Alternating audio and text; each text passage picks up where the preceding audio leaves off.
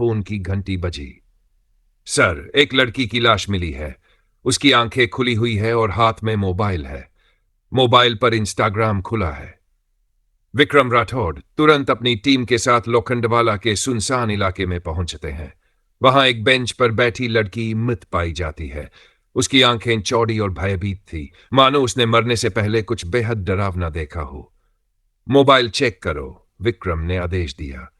Sub inspector Sanjeev ने जैसे ही mobile उठाया, उसकी आंखें डर से फैल गईं। लड़की की इंस्टाग्राम स्टोरी अभी भी लाइव थी और उसमें सिर्फ एक शब्द लिखा था, हेल्प। विक्रम ने स्क्रीन पर स्क्रॉल किया। आखिरी स्टोरी में एक अजीब चेहरा दिखाई दिया, कोई सफेद आंखों वाला व्यक्ति जो छाया में छिपा था। यह कौन हो सकता है? संजीव ने धीरे से कहा। पहले लड़की की पहचान निकालो, विक्रम बोले। यह इंस्टाग्राम किलिंग का मामला लग रहा है। दूसरा केस सुबह 3 बजे पुलिस कंट्रोल रूम में फिर एक कॉल आती है। सर, एक और लाश मिली है और इस बार भी मोबाइल में वही स्टोरी खुली है। विक्रम तुरंत टीम के साथ लोअर परेल पहुंचते हैं। इस बार मृतक एक 4 साल का युवक था। उसका चेहरा डर से जकड़ा हुआ था और हाथ में मोबाइल था। इंस्टाग्राम स्टोरी लाइव थी। इस बार स्टोरी में कुछ अलग था। मैं देख सकता हूं, मुझे बचाओ। और बैकग्राउंड में वही सफेद आंखों वाला चेहरा। यह कोई इंसान नहीं हो सकता, संजीव ने घबरा कर कहा। विक्रम गहरी सोच में पड़ गए। 2 मौतें, दोनों के मोबाइल पर इंस्टाग्राम खुला हुआ और एक रहस्यमयी लाइव स्टोरी। इस चेहरे की पहचान करनी होगी। विक्रम ने फोरेंसिक टीम को आदेश दिया।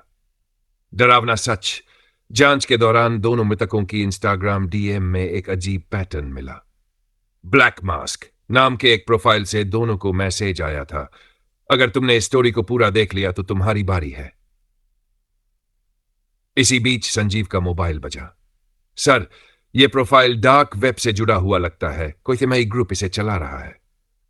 तभी संजीव के मोबाइल पर एक नोटिफिकेशन आया, ब्लैक मास्क ने आपको इंस्टाग्राम पर टैग किया है। संजीव कांप गया। उसने तुरंत पोस्ट खोली। पोस्ट में सिर्फ इतना लिखा था, तुमने देख लिया, अब तुम्हारी बारी है। और स्क्रीन पर वही सफेद आंखों वाला चेहरा झलक पड़ा। अगले ही पल संजीव ने घबरा कर पीछे देखा, लेकिन वहां कोई नहीं था। एसीपी विक्रम ने उसका कंधा झिंझोड़ा। संजीव, क्या हुआ? संजीव पसीने में भीगा हुआ था।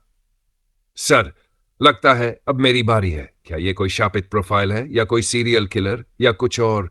आज भी वो प्रोफाइल एक्टिव है क्या? तुमने घबराहट साफ छलक रही थी। उसकी उंगलियां कांप रही थी। उसने तुरंत अपना मोबाइल बंद किया, लेकिन स्क्रीन पर वही नोटिफिकेशन चमक रहा था, ब्लैक मास्क ने आपको टैग किया है। एसीपी विक्रम ने मोबाइल झपट कर देखा। इंस्टाग्राम पर एक लाइव स्टोरी चल रही थी।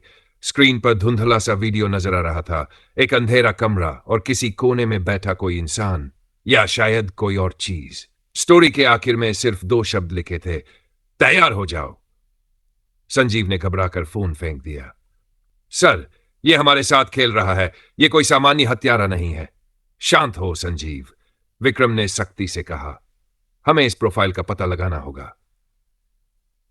डार्क वेब का कनेक्शन। पुलिस साइबर टीम ने ब्लैक मास्क प्रोफाइल को ट्रैक करने की कोशिश की, लेकिन यह प्रोफाइल हर कुछ घंटों में डिलीट और रिक्रिएट हो रहा था। ऐसा लगता था जैसे कोई इसे हैकिंग तकनीक से चला रहा था। सर, यह प्रोफाइल डार्क वेब से जुड़ा है, साइबर एक्सपर्ट रोहित ने बताया। जो भी इस स्टोरी को पूरा देखता है, वो 22 घंटे के अंदर मर जाता है।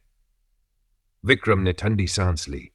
मतलब यह कोई शापित प्रोफाइल है या फिर कोई साइको किलर जो इसे एक हथियार की तरह इस्तेमाल कर रहा है? सर, रोहित ने कहा। संजीव अब तक पसीने में भीग चुका था। उसने घबरा कर कहा, सर, मैंने भी वो स्टोरी देखी थी। इसका मतलब मैं अगले 4 घंटे में मर जाऊंगा। सब कुछ थम गया। विक्रम ने तुरंत आदेश दिया, संजीव को सुरक्षा में रखो। अगर यह प्रोफाइल सच में हत्या करवा रहा है तो हमें इसे रोकना होगा। अगला शिकार। रात 2 बजे संजीव अपने अपार्टमेंट में अकेला था। विक्रम ने उसे पुलिस सुरक्षा देने की कोशिश की थी, लेकिन संजीव ने मना कर दिया था। कमरे में अजीब सा सन्नाटा था। घड़ी की टिक टिक भी असहनीय लग रही थी। तभी मोबाइल की स्क्रीन अपने आप जल उठी। संजीव की सांसें रुक गई। कांपते हाथों से उसने मैसेज खोला, तुमने देख लिया, अब तुम बच नहीं सकते। संजीव ने घबराकर कैमरा ऑन किया। कमरे में कुछ नहीं था। लेकिन जैसे ही उसने पीछे मुड़कर देखा, सफेद आंखों वाली परछाई उसके सामने खड़ी थी। संजीव चीख भी नहीं सका। अगले ही पल मोबाइल की स्क्रीन पर एक नई इंस्टाग्राम स्टोरी लाइव हो गई। अगला कौन? आज भी ब्लैक मास्क प्रोफाइल एक्टिव है। क्या तूने इसे देख लिया? जो भी ब्लैक मास्क की इंस्टाग्राम स्टोरी देख रहा था, वो बफसील घंटे के अंदर मर रहा था। लेकिन इस बार कुछ अलग हुआ। विक्रम खुद तो लापता था, लेकिन उसके इंस्टाग्राम अकाउंट से लाइव स्टोरी पोस्ट हुई। वो स्टोरी जिसने पूरे पुलिस डिपार्टमेंट को हिलाकर रख दिया। मैं जिंदा हूं, लेकिन कहां? क्या विक्रम मरा नहीं?